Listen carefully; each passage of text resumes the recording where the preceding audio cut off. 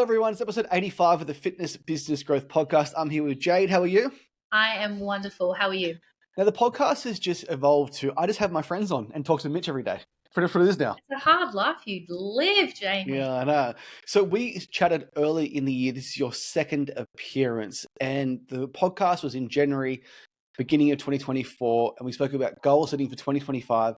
And the goal was to hit 7 figures as an online coach, Fitribe, for nurses and teachers. Jayde, what has happened this year? We annihilated our goal. Yeah. Annihilated the goal. So 7 figures. You're a 7-figure coach. Woo! Yeah, we did. We hit it. I think it was like 2 or 3 months ago even. So yeah, we hit it way before the end of the year, which is very exciting. And what did it feel like when you hit it? You don't, we were talking about this and it's weird. You don't notice it. And the best way I can say, there's like, I think when I grew up, when I was going to be 30, I was going to be a millionaire. I was going to be a millionaire and I was going to have these things. And it's like, it's like a checkbox. And it's like, our big celebration is we got GYG. Like, it's like as a team, it's like everyone gets GYG. It was a thing. Yeah. But I guess in a weird way it's always looking to the future, but it's not like everything dramatically changes. And you have different focuses on there, and I don't think it's a flawed concept. You hit a number, and life all of a sudden changes. Nothing changes. Nothing. If anything, your happiness goes down because now you have to maintain it. You just gotta keep on going. I think it works on different figures. It's like it doesn't even look like money at the comparison. Money is beautiful, and I think it's a comfortable thing, and things get taken for granted at some stage. But then you start looking at other things where it's like, where you were like 2 years ago, where it's like you'd be happy to even get a couple of sales, and then it's like, oh, I only got 20 sales this week, and it's like, what am I talking about? Like, that's ridiculous. I remember back in the day, I remember this so distinctly saying to Mitch in 2015, when we first started our first ever location, my goal was to be able to buy the 2-minute rice cups. Because I was sick to death of microwaving the bags, which were a little bit cheaper than having to pull it out. So microwave rice cups were the goal. And Jayde, I'm killing it. I've been on my muscle shift for like 7 years now. Who would have saw that coming? I know. I think ours was like being able to go for like a coffee. Like it's like once a week, and it's just like having those in there. And I just think it's those mini luxuries that come and go. Okay, so I'd love a Fitribe recap for all of our new listeners. From start until our podcast early in January, what got you to the point where you even thought that hitting 7 figures was possible? So you're talking about from the very beginning or from when we spoke in Jan? Very beginning, the elevator pitch. What is Fitribe? What is Fitribe? So Fitribe is a one-stop shop for shift workers, so for their health and fitness. We started Fitribe from a place of there not being something all-encompassing for nurses, as we know. So we built this platform for a place where they could go and they could actually get a consistent result. So from that process, it's creating the best on the market. And I say that with my chest. I say it with my chest still. And what I thought was good a year ago, I would laugh at now from where we are. It's exceptional.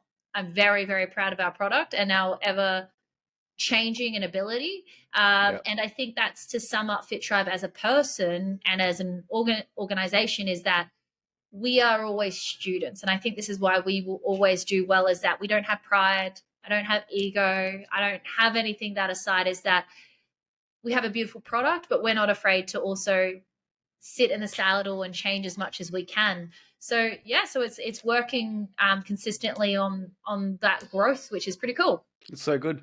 A lot of online fitness coaches only talk about acquisition, and they completely forget that they actually have to deliver a product. And I am a marketer and salesperson. It's in my DNA. It's what I like more than anything in the world. But interesting things happened in the last 2 years where like it's all about our product. Like it's all about our product. Like our done for you service 18 months ago was pretty good, but now it is like we got a team of 24. Like everything's dialed in, from the onboarding to the fulfillment to more outbound, to more dials, to more people showing up, to more text blasts, to more email blasts. There is a bajillion automations happening in the background to make the product better and better and better. And when me and Mitch talk about the business, we never actually talk about acquisition. It's like, how can we actually improve the product that we deliver? I think it corresponds is like it's where we go wrong a lot of the time in the last, I think, quarter, like last 2 quarters. It's just been, we can sell, we can market, we've got the best in the team on that. And, but it's like, okay, you've got these people, it's like, it's providing exactly what you're going to do, but then over deliver. Like it's under promising, over deliver is literally my motto that I go into. And it's reworking everything from, can we make the onboarding process 1% better so they feel like they're already winning? Because there's so much option out there. It would be naive of me to say that, yes, we're the best, but there's also 25 million other trainers out there that they've got the joys of choosing from. And yes, there's not as many done for you, but it's also people aren't silly anymore. And it's like, if you don't do what you say you're going to do, it's like you'll be a scam in 3 minutes. So it's over delivering on what we say, and it's making sure I back up what I say. That quick win is so important. So if anyone can knock our offer done for you, there is a bit of a time delay in terms of the value equation in regards to, we take the first 6 weeks. So for this gym owner, there is a delay. So what me and Mitch have spent the last month on, particularly Mitch, is we used to run an 8-week challenge for our gyms twice a year. And we'd pull in 20, 30, 40, 50 grand on these challenges. We'd have 20 members pay us 200. They'd have 10 referrals pay us 400, 10 ex-members, 10 old leads. Before you know it, we were rolling in it. So even before we start our done for you service now, our clients must run this 8-week challenge play. So they are making money even before we run that first ad and make that first sale call. So like the quick win is just so important, especially in like an online space when trust is at an all-time low. Yeah, 100%. I got it actually from Alex Hamosi. So listening to one of his offers, it was. I haven't heard of him. Haven't you? Well, I'll let you know about Jayde. I'm kidding. I'm joking. Super sarcastic. No, but where I got it from was listening to, I think it was $100 million offer and I was listening to in the car, and it was how the London transport improved their, basically people thinking that trains were faster. So instead of actually making trains faster, like instead of making trains faster, billions and billions of dollars doing that, they went and they put the lights on. So at the top of the systems, and you can see where the train's coming. So instead of like Australia, where our system sucks, but it might not. But I don't know when the next train's coming. You don't know, but they've got these little dots. And I was in the car and I was like, how do I implement that to my business? And that's what people have loved, seeing those automatic wins in fitness. It's like, we have the longevity model. I don't work on, you're going to lose all this weight in 2 weeks, 8 weeks. We work on 12 months because that's where a journey actually happens and you get good results. People are impatient these days, but how to bring that impatience but into a long-term approach is where I got mine from. But that's what you're effectively saying for the trains, it's not about the train being slow. It is managing the expectation of when the train arrives. Correct. And it is so important to manage the expectations of your customers. And you should never, ever leave an interaction without the next interaction plan and a reminder. Correct. It's wild working on those things. But that made a big difference in just working on the program. And what has the outcome been from that? Has it been less cancellations the first 48 hours? Have you had customers renew after their initial program? What tangible outcomes have you seen since really working on the product? Yeah, great idea. So it's like just the involvement, because our programs are minimum 6 to 12 months. 95% of our programs are 12 months. It's hard to put that into a variable just yet. But regarding to that, it's the involvement in groups. It's the messaging of the coach. It's because we do 24/5 messaging. It's just that involvement. It's the comfortability. It's because when people start fitness, because there's so many options, they're like, oh, did I make the right decision? Because people only invest in their health when they're dying. So it's managing that expectation. But what we've seen is a lot less in the first 48 hours. Oh, I made the wrong decision. Yep. It's just going into that, whether that's graphable just yet, it's probably in the next quarter. You'd be able to really see a dramatic increase on that. But it's just something where you see people being more exciting with like the booklet they get in our thing. Instead of people saying, oh, I'm not getting a result, like we can track just like fitness, like doing a push-up rather than just weight loss where it's depressing all the time. It's little increments like that which people get excited about now. Just giving them more ways to win outside of the scale. Yeah, because it's so self-deprecating, just weighing yourself all the time. So we try and have a balance. Of course. With the onboarding, then there's obviously the fulfillment component. Is Paige still in charge of that? Is she still coaching, or have you brought other coaches on? So we work on multifaceted. So we have great VAs. Love all my VAs. They're good gals. Doing all the onboarding, bring people on. We also have sub coaches as well, helping with messages, changing programs. Paige is still the face. So she welcomes every single one of our women into our program. She's still doing every onboarding call. She still does. That's amazing. You've got to remember, it's a premium product. So it's like anywhere from 10 to 15. So it's not like it's hours. It's going to this one. But what we pride ourselves is and I think this is where Fitribe, we are very proud of ourselves, is that we will always do it. We will always do some of the process to keep margin super high, but also in that fact as well is that we know things are going to go good, things are going to go well. But yeah, so Paige is still the face. She still welcomes any client call, she'll take them. So it's working as a team in that regard. That's so good. Mitch does our onboarding calls still, and it's just so important because it's so nuanced, and no one loves your product more than you guys. And I'm sure you can have a Loom video they watch, you can itemize everything they get, but I see your ads and I see that you and Paige are in the ads. So if they get sold by you and talk to Paige for onboarding, what a great reinforcement that is, that hey, we made the right decision. And I think that's the whole thing with AI these days, is everyone's how do we automate this? How do we automate this? And I think the people that will win into 2025 and beyond is the people that go back into old school, because the people just lose touch. And with online being so present, is people are lonely. And it's 100%. if you have that touch where it's hey, it might be 20 minutes of my day, but it's you're showing up for them in a way that no one else does. It's even if they we've had people that they have horrible years, and the reason they stay with us, their result might not be the best, but because we have supported them and been through them through marriage breakups, all these things, it's they see that value as well, which is phenomenal. And if they know that you guys care and they know that Paige is coming from a good place, you can also smack people around. If they are just losing motivation or uninterested or don't want to continue, Paige can have hey, cut the bullshit for a second. We need to address this right now. Paige is way too nice to ever do that. That's me. That's where I come on. I got one of my girls, and I hope she listens to this. I have to privately coach her now, because she would say nothing but that. And it goes from Paige. Paige is super nice. Then it goes to Jake. He's what are you talking about? That's pretty nice. And it's what are you talking about? Yeah. So you're the final boss.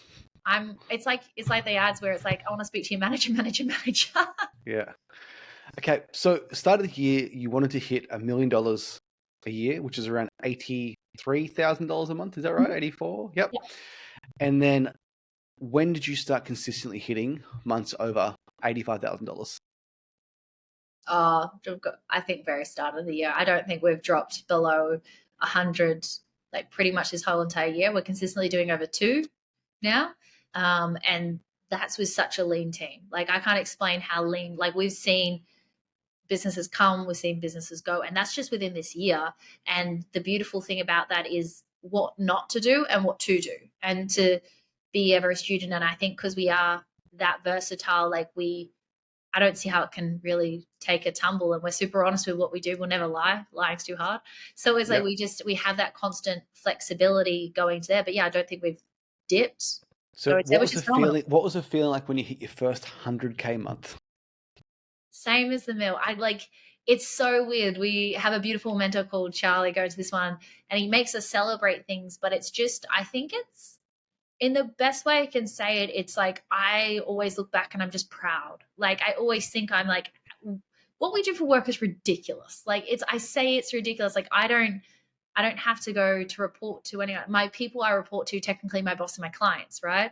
But it's the people we coach, I say they've got such a hard job, and it's just me. It's I think just being business owner, just looking back and being grateful, and thinking it's how ridiculous is what we do. And I do it every single day. I'm it fucking does my head in when people complain about being burned out in an online business. You don't even have a real fucking job. I'm what do you what do you I had an operation recently. I'm okay, don't worry. But I was there for 24 hours. I had 5 nurses around the clock taking care of me, bringing me food, pulling me out of operation, putting me in there, sticking needles in me, having a rushed lunch break. That's a real fucking job, with real life consequences. Not that you need to post on social media. And I think it's just a different wear and tear though. And I think this is where it's like people put, I think it's like say their job's hard, right? You see influencers go, oh, my job's hard. I don't think it's that. For like when you get to where you are or like where we are in business, it's not so much that, it's that we have the luxury to deal with a team emotion. Like you don't have to have a team. You could deal Yeah. with yourself, but then you take on all that extra work. So it's like I think it's, for me, I really struggle with team emotion, and because I get so invested and I'm like, oh my God, are they winning? Are the sales team winning? And it's like, it's not even the benefit of the business. I'm like, oh my God, have my sales team got enough calls and going to there? And it's just, it's a luxury worry, I say. I'm like, Yeah. I'm worried about that. It really bothers me. Sales guys, if you're listening, especially my team, like if you have like a rough run of calls or no one picks up the phones, you're gonna be okay. So Oh, my, it's, my my wife works at a courthouse and she is issuing search warrants, like really serious stuff. Mitch's partner is a social worker at the hospital. oh no, She's no. she's dealing with parents after Like, their it's like we had a lawyer, we were recently talking to a lawyer and he was like, and his partner worked, yeah, social work as well. And he's like, and he goes home, he has his own business and he has like, oh, I had a difficult day dealing with a different client. And he's like, yeah. And then his wife tells him he's dealing with like a 6-month-old abuse case. And it's like, yeah, I'm terrible okay. stuff. I'm okay Yeah, today. yeah. I think it's just so important just to have perspective, right? Just like how lucky we are. And the Yeah. $1 million is great. 2 million's great. What's better is actually just enjoying what you do day to day. Yeah. And I think this is where our next thing is that we're at the point of making some big decisions to change in Fitribe. And my thing is, like we've had a couple of losses here and looking at people. And like for me, the thing that I look at now, and like if I give away like $1 million or whatever it is in regard to it, but it's like if I have time, I don't care. And I think that's a point now where it's like I'm earning what I have to be a slave for. And I love what I do. I love what I do. I have a very great passion for it. But if I can give away some and get so much time back, I think that's where you look at it, where you get to a point in business. It's like, that's why team members are great and team, because then it gives you the time back. And like you're about to go into a beautiful part of life, which is scary I and know. it changes you from your core. Like I am so much more calm because of it. But it's like when you get to it and grateful that you have a healthy bulb and you go into there, it's like time. It's just something that's like phenomenal that I take into the business now. Like if it can do that, beautiful. So 100K, didn't give a shit. What about your first 200K month? GYG again. I Yep. should be sponsored. Best saying I've ever heard is a GYG frequent flyer. That is us. But I think for us, it was more of a like an achievement. It was like cool, like it was cool. But it's so weird in business. It's It like sounds like a lot of money. It is a lot of money. It is 200K. it is a lot of money. But then it's like looking like it's like, oh, we've got to change these things, do these things, and I think that's one piece of advice is that Jake, Paige, and I is like we're very good at pausing and reflecting. And I think it's not so much the money; it's just we're so effing grateful. Like we are just like we are always grateful, and we always appreciate everything. And I do a daily gratitude for stupid little things and people along the way. It's like that like don't know how much they've impacted, and I think that's what I do every time we hit a milestone. It's not so much oh my God, like yes, that like I think it's for us, it's like we just look back and do gratitude. We're like holy Yeah. shit, like When Mitch and I hit like a milestone, it's interesting. Like we talk every afternoon about 5 p.m. for about an hour. We just walk around the block, kind of recap the day, what happened, what's happening tomorrow. And it always comes back to like, it really is the fucking journey. It's not the destination. So Mitch and I have been trying to improve our outbound for 12 months now. Like literally every single day, every single week, we've tried close, we've tried GHL, we've tried phones, we've tried everything. We've tried sheets, zapping leads to pipe, Slack, everything. And we've created this absolute masterpiece of a Google sheet. You guys like my sheets. You'll like this one. It is phenomenal. you And told me at now the moment, Jake will message you in 3 yeah, at the seconds. moment right now, as of this week, 42% of our sales this week have come from outbound, which is incredible. That's amazing. Incredible number. And we did it. We achieved the goal. It's like, fuck, what's next? It's I think just, it's always on to the next thing, right? and I think that's always thing. It's like we're the opposite. Like, and everyone's always said they work with us. They don't understand how we're so good at outbounding. But the other thing is like yours is you have great show up rate to appointments, and it's like, well, how do we do that? And that's kind of like it's the opposite, which everyone has, where it's the thief of all joy, where it's like, oh, but I want to do this, you want to do this, and it's like, okay, but where are you in now? And I think that's the thing that we always pause on, I guess, now. Do you guys have a number in mind? Is there an ideal number that you think will get you to the point where you will be like, oh, wow, that's really exciting stuff? 750 continual memberships. Now, the difficult thing is obviously being in sales, is paid in fulls, memberships, and going into there. But that's our goal for the end of next year, which will get to our goal that we've always said we wanted to get to. The thing is, with the conversation we're having, it's like it could come faster, but that's 750 going into those different comparisons. But that's where our goal is for the next year. So 750 members divided by 52, that's 14 members a week. Say that you have a 20% booking to sale rate times by 5, you need about 72 bookings a week. To get a booking, you probably need about 30 leads online. So 2,163 leads a month is what you need. That's why I love numbers. You can actually just reverse engineer it all. And then how much do you Jayme, don't do that. You need Jake for that. I'm not the numbers guy. Content. Yeah. So, and why 750? Why that number? Why not? Because the thing about like the scale is weight loss. Why 750? Why not 760? Why not 1,000? Because it divided out to, I think it was a certain amount of profit that we could split, and exactly where we sit down and we do goals. We're about to head to Melbourne next week, and we do our end of year kind of recap and planning and all this other stuff. But it's where we've all said that's what we need to do to lead our ideal lifestyle. And it's just like breaking it down and getting to that point, whether that's changes. And as you know, things change when you get to certain points. But I think that's the point where we always look at it. It's like, because like people are like, I want to get a Lamborghini and stuff. I'm like, I couldn't give a shit. Like it gets you to point A, point B. But I think that's the point where we aim to, that will give us the ideal lifestyle, what we want to lead continuously. Yeah. For Mitch and I, it's interesting, right? Like, so I live like a bum. Like, see this Jordan shirt? I wear them all the time. I don't have one of them. I have 10 of them. I wear the same thing every day. Just easy.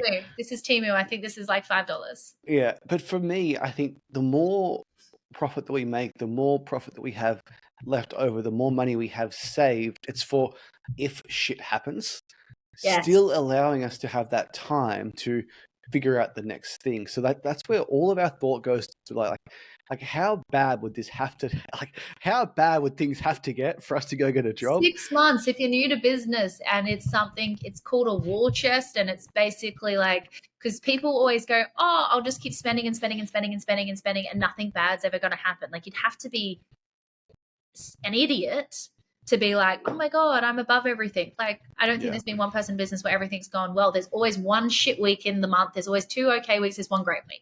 I haven't found it to be any other way. So 6 months, if you're listening, build your war chest to 6 months of what your business costs to run, including your salary.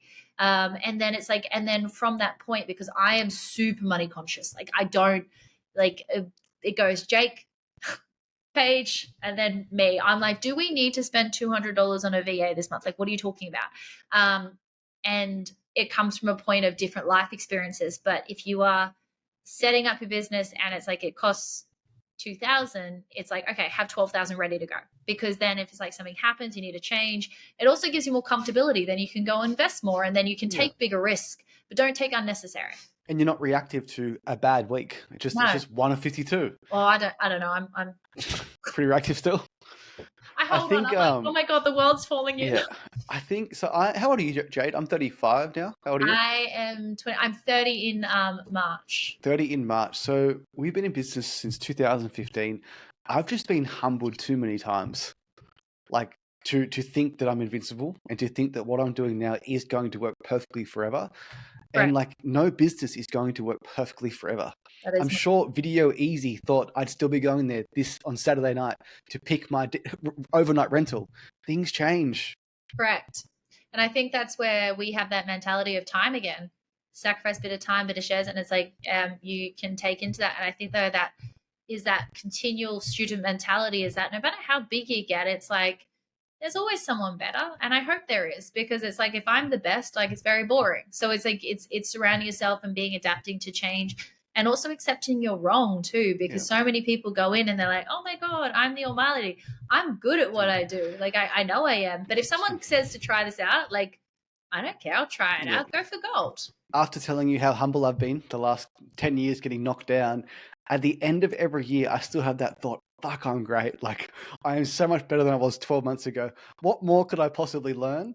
And that has happened every single year. I look back and think, I'm excited for you to become a dad, because it's like me before a baby. It's like you, like I was so irate. I'm a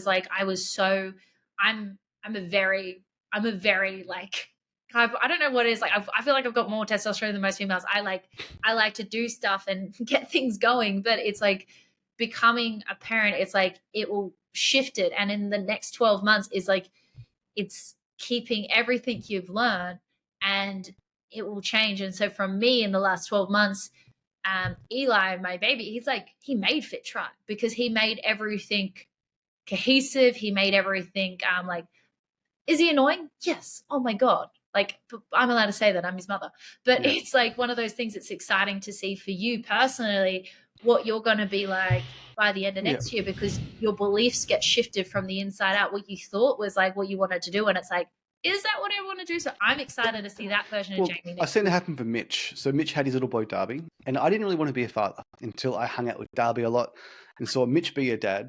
And I think it's made him a better human being, a better entrepreneur, a patient entrepreneur, a more kind entrepreneur, but just really a more disciplined entrepreneur. Because like you have, like, because for me, like not having a child, like I can jump on my computer at 9:30 at night and go into Ads Manager and check a few things out. You just can't do that with a baby, right? So you want to sleep.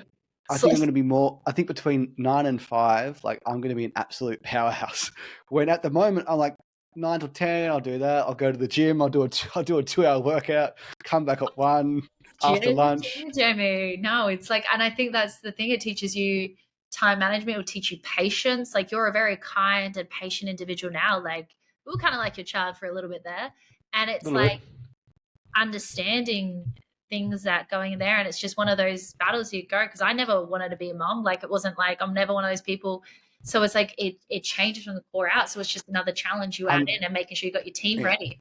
I am definitely not patient. I'm one of the most impatient people you will ever meet. When I say patient, I think it's patient with people.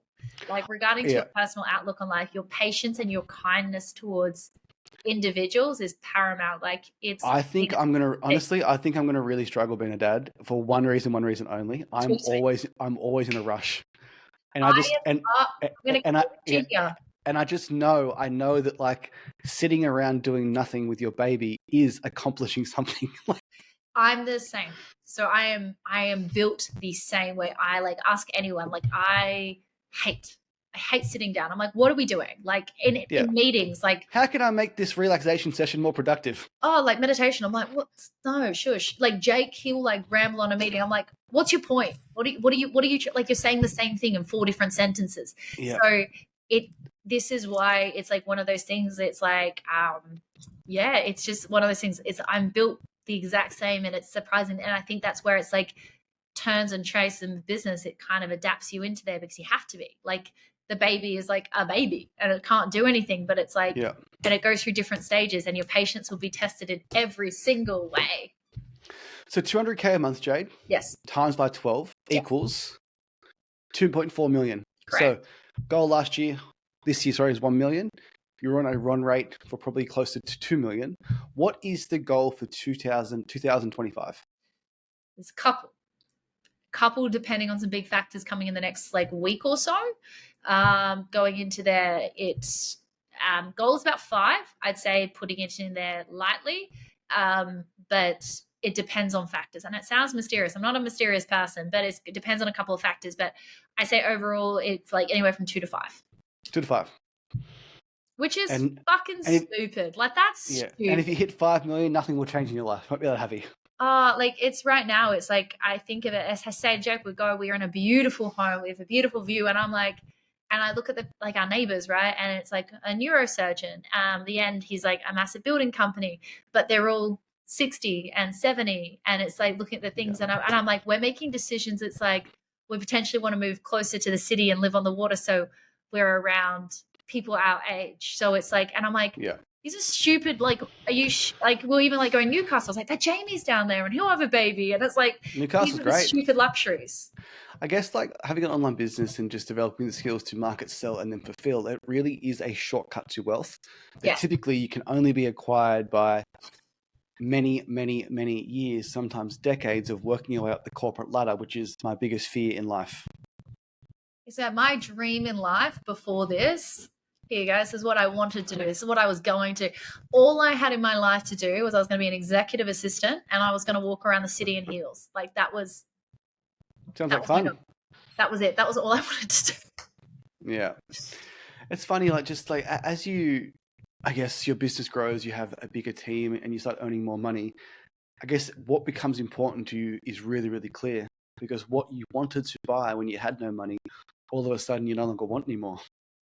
I think as you go from here, it's like, especially being in health, is like the values you have. One is like everyone goes, oh, what's like if you die tomorrow, like what's one thing? And I was like, I regret nothing, like nothing in my life I've ever regretted. But like the one thing is like, what would you value? It's like my happiness. I will not try and like if I had the opportunity to add $10,000 to the business, but I had to sacrifice X, Y, Z. It's like, well, that doesn't make sense. So I think in regards to that, it's like when you get to stages, it's like what actually brings you happiness in that. And for me, it's calm, it's stability, and it's working that. One of the things I'm most proud of is one of our sales reps, Dylan. He's been with us for like 18 months now. He was our first ever rep. He was like a little protege of mine. So he approached me at Anytime Fitness at Edgeworth. I was on a plate-loaded row, like rowing thousands and thousands of kilos, Jayde, I'm sure you can imagine. And he approached me and he's like, hey, mate, how are you? Good, thanks. He said, oh, I'm going to about to go online soon. And I'm like, don't say it, Jayme. Don't say what you're about to say. Right. I'm like, that's a terrible idea. You don't know what you're doing. You've got no idea. Stay here, make money. Anyway, we became friends, and he had a rough year as a one-on-one PT, and he's just worked with us for 18 months. He saved a deposit, and he's just bought a house, which is so fucking cool, right? So like just giving the opportunity for people to grow is something I really like. It's like, it's one of those things where you found a girl from like a group, like Jake's great at like networking, great at that. And like last month she did like 10.5K in comms, which is stupid money. Just a sales rep from a group. Yeah. So she like, we built her from nothing. Like she came from like, she was DM setting and she did it for 6 months or nothing and trained in, and it's like one of those things like from the ground up. And did like 10.5K in comms last month, which is so good. Which is what I learned. Like on Monday, I think she did like $1,000 in comms, and it's like an average about like $500 a day. It's like it's phenomenal. Where it's like that's pretty cool. 100%. Do you have any purchases on your bucket list that you want to make? My bucket list. I am the oddest female in the world. I am a minimalist to heart. I hate shit. Like I just hate stuff around me. For Jake and myself, if you guys don't know, Jake is the other co-founder of this company along with Paige, our best friend. Ours are experiences. Like we love experiences because stuff it'll go up in flames if things, but experience we do. So like things that like about to jump out of a plane at the end of the year. But Jake's big thing is I couldn't give a shit about. He wants to go to the paddock in the F1. So I think we're doing. I think it's called the paddock. I don't know if there's any F1 fans out there. Annihilate me in the comments. I don't care. But it's like it's a $10,000 like experience to go down to this paddock and watch cars zip around and do that. Sounds very boring to me. I'll go hang out with you, Jayme, and they do that on there. But I think it's like just holidays and business class tickets. If I can I just thought of that, business class tickets to Scotland next year. I think we're going to do that, and that phenomenally makes me proud. It makes me tears. Like I get to do that and provide for my family and set up a life for a life. I think that's it. What about you, sir? Go on. I've only got one thing that my heart desires. It is an in-ground pool. They take such a long time. I know. They're ridiculously expensive. I know. So I bought this house and it's pretty nice, but there is a spot right there for an in-ground pool. for me and my daughter to swim in a couple of years' time. So it is literally going through the motions to get the DA, go through council, go through pool companies. It's And then stupidly hard. once that's in the ground, I had that flawed perception that my life will be perfect and nothing will ever go wrong again. But I'm sure when it's there, I won't care that much. Need a slide, and then you'll need Yep. jets, then you'll need a filter, and then something. And I think it's just to pause and always remember it's like where you are is like comparing, like it's just insane. Like if you don't have it, you can get a waiting.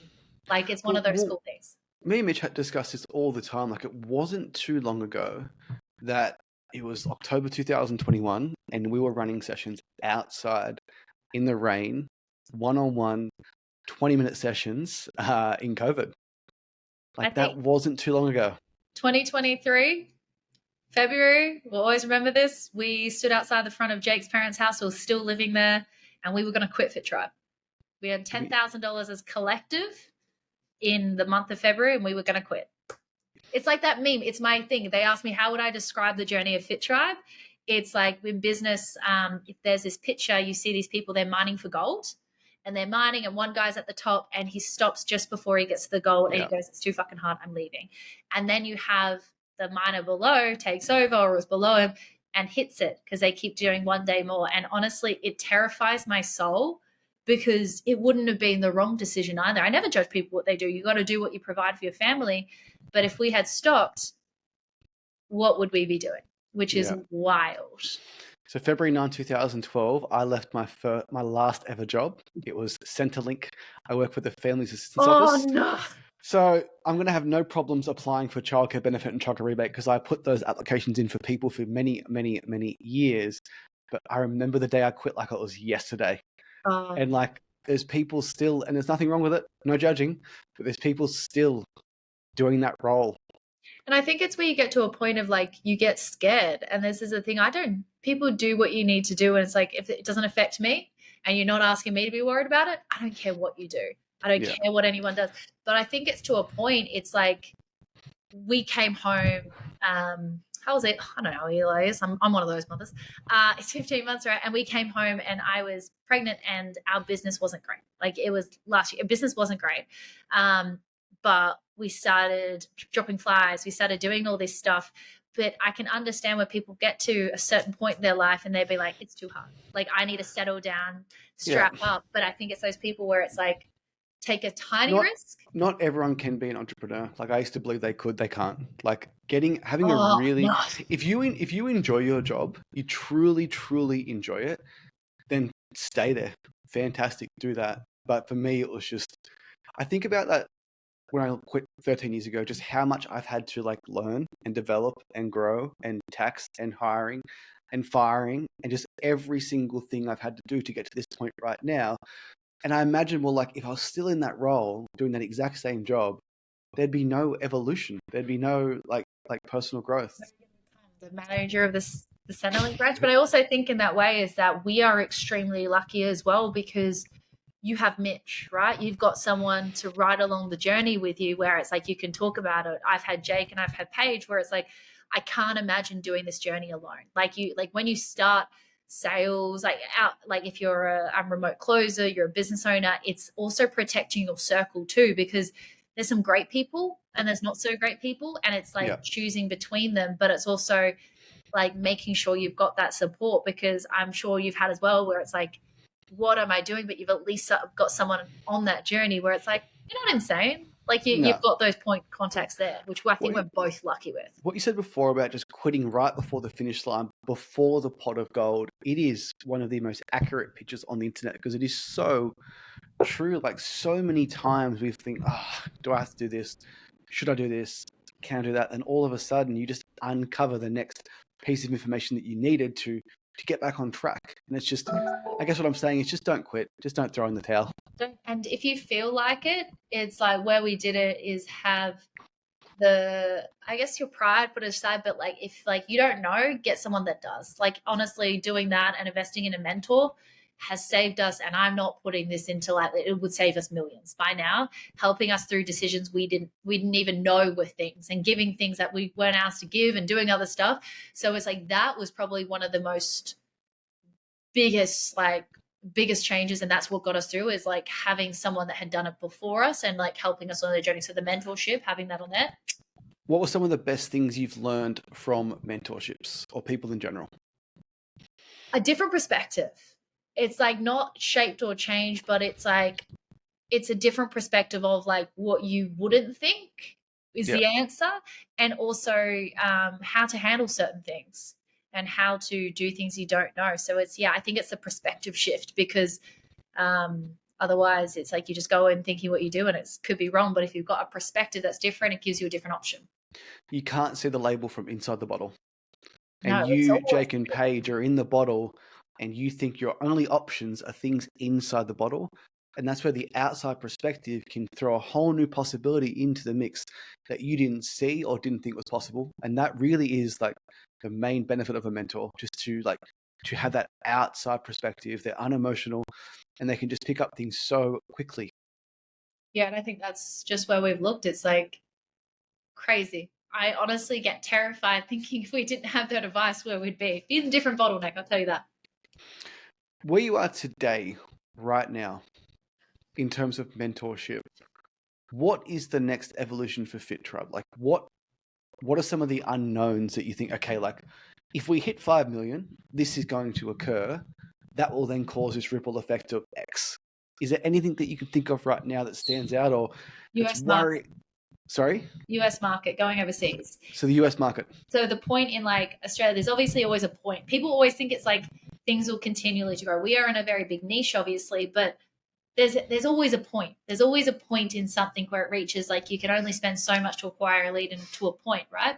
Whether that's next year, the year after, but it's preparing for other stuff. Now, regarding to the question of like, what do we need to be prepared for in there? I'm not exactly so much worried about that, because we're very lean with our business, and Jake, Paige, and I, we can take on a role, and we know we can handle 300 people ourselves. Like we know we have the ability to go onto there. But yeah, probably that next unknown for us is heading overseas. You mentioned lean business model a few times. Mitch and I are the biggest tight asses on earth when it comes to. I am super generous in my personal life, but in terms of business expenses, like we go through line by line. We cancel subscriptions. Like it's so lean because every dollar you save, it is 100% profit. Exactly. We are like, we look at things where it's like, I don't want to hire in Australia. I don't pay for leave. I don't want to pay for like anything like that. So it's like looking at things that push the business forward. But also I think people get to a point like now where it's like, I can't do these things. I'm just going to hire someone to do it. And it's like, why? Like it takes you 2 minutes. Are you joking? Yeah. Like it's one of those things in there, like looking at different aspects that you don't necessarily have to do, but there's always different options out there for you to do it. Yeah. And revenue really is just a vanity metric. So yeah. I talk to some really smart people about our business and I tell them our profit margin percentage and they fall off their chair, which tells me it's really, really good. Yeah, right? I think it's like, I think we're like, we sit at like, I think we're at like 60, 70. It's so good. It's good. And it's very, and I know it's lean because I've seen bigger businesses. Yeah. And I guess the argument would be is if you hired a general manager, you hired a sales manager, you hired an operations manager, all of a sudden they're Australian, you're paying $45,000 a month to them, then you, Jake and Paige, are now making next to nothing. And it's like I was like, I can do it. And it's those things where it's like, it's where you got to put the cost factor to the time factor, which we obviously look at, but then it's like, will that make it? And I think it's just that forward planning to make sure everything makes sense. When me and Mitch ever go below our magical number, we have to out-systemize our way back to it, right? So like we drop down and then, okay, like where is the inefficiency? Can we automate? But the biggest thing too, Jayde, is can we eliminate it? Like, are we doing things today that we put in place 18 months ago that our VAs are still doing? Like, why are you doing that still, right? So I think auditing your team's list of to-dos and just eliminating everything, like just a waste. Like, and I think you'll find more capacity in your staff than you even know. Yeah, it's just like, and it's like those things that they get them to do. It's like might take you 2 minutes and just put it on, but it takes like a VA an hour. It's one of those things where it's like they're a lot faster at things. So just like capacitating their skill sets to make sure it matches, because you might hire for the design, but they might be really good at actually data, or they might be really good at messaging, or they might be really good at this, and be flexible enough to change and not be stubborn enough to be like, you made an error, and apologizing when you do. Like, we've hired people for the wrong positions and we're like, we mishired. Like, that's on us. Like, this doesn't suit you. 100%. So Jayde, you're a female online fitness coach in Australia, 25 years old. You are yet to get your first online. No, you are yet to get your first. I'm giving a story. Start again. I'm 28, 29. The example is you're a 25-year-old Australian online fitness coach in a female niche, yet to get client number one. What is your advice to that person? 2. One, don't worry what people think regarding to that. Like, you're going to die one day anyway. Post what you want to post, get your word out there. And 2, you want to get your first client, because this is like, you want to help and you want to give back, right? But it's like, you're not making any money. It's like, you can only help for so long, right? So my first point of call is like, if you have no money for marketing, you have no money for that, which is absolutely fine. Start with running something where you give something away for free. You give choices, you give a competition. And then when you have this competition, you launch it and you have 60 people like it. You give 1 membership away and you give 2 weeks free away to everyone else. And you will probably get 5 to 10 clients from just doing that. And that sounds so simple, but no one will do it. No one will do it because people have pride and they think that people will talk bad about them, and they'll be like, oh, Sarah messaged me about a new PT class, and haha. But if you can get past the fact of caring what that person that evidently isn't your friend or isn't like your thing, just think of them. They're just going to be sad and working at their job anyway, but you get to do your passion. You've helped someone and you've gone out of your way. Those people that go out of their way and make a difference and actually action upon it and have this connotation that asking for money is not a bad thing, you can't fail. They think you're crazy when you start and then ask you how you did it once you do it. Exactly. I'll never forget it. They still won't ask you too. Yeah. They still won't ask because they're pride. Yeah, I'll never forget it. So it was like April 2023, and I first brought up Done For You Everything to Mitch. I said, listen, I want to do this. I think it's going to work for these 5 reasons. I was driving Central Coast to meet a friend. His name's Elliot, one of my best friends, in the bridal party, in one of those photos back there. And I tried to run him through the idea. He's like, nah, shit idea, terrible idea. It won't work. And like, it was coming from a good place, right? And he didn't really understand to what it was in its full extent. But imagine if I listened to him or listened to anyone. It's right? Like Jake's parents still don't know what we do. Bless their cotton socks. Bless my parents. They try and ask, but if it's like, this is my one thing that irks me. People that take advice from someone that haven't done what they want. So they take advice, like someone very close to us, they took advice. We were going to help them with their business. They took advice from someone that has never owned a business and said we were filling them with pipe dreams and that, like that, blah, blah, all these other things, right? This person's never worked in a business before. They've only done things. And it's like, what are you talking about? I was speaking to a gym owner about 2 months ago, and he didn't end up becoming a client of ours because he had a business coach, and his business coach was a musician who'd never owned a gym. Just like, you have to walk the walk. As Johnny Cash once said, got to walk the line going in there. There's a bit of a reference in there. How's that for gym doing now, Jayme? I'm not sure. I should contact them into the new year. But anyway, it's really interesting. Advice. Just call every single old person going into there and just see how they're doing. That's another good way to get clients. Just generally coming from a place of service. If you're my 25-year-old female in Australia, if you come from a place of service and you generally want someone the best with them, you will succeed as well. 100%. Well, Jayde, thank you so much for your time today. I really, really appreciate it. We'll get you back at the end of next year to see if you have hit that 2 to 5 million mark, which I'm sure you will. And if you do, when you achieve the goal, thank you. But I want you just to get ready that nothing's going to change. You're going to be the same person, the same outlook on life, just a few more zeros in your bank account. Going from there, I might invest in something that's not Temu. Who knows? Yeah.